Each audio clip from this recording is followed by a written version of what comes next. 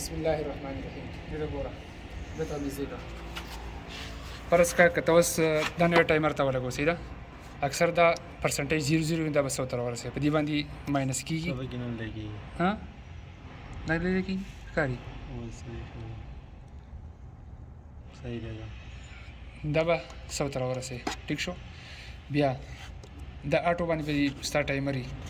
مینول ته په لاس باندې سټارټ اول به ټایم سیټینګ د دې نه وکړي دا ټایم شو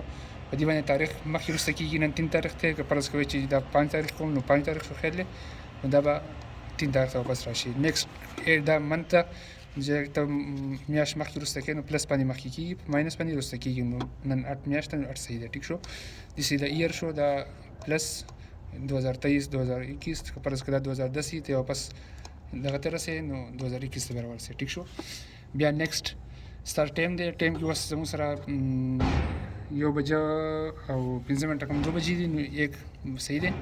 او پی ایم دی نو صحیح دی. نیکسټ چې کوم دی دا 55 ته ورسو ولې چې 15 منټه کم 2 بجې دي موږ سره اوس دا ټایم سیټینګ شو. نیکسټ ادا وشو اوس پر راشو سټارټینګ ټایم لا فرض کړه دا اوس 1 نمبر وال موږ سره دی 1 نمبر وال چې کوم دی دا 1 منټ دی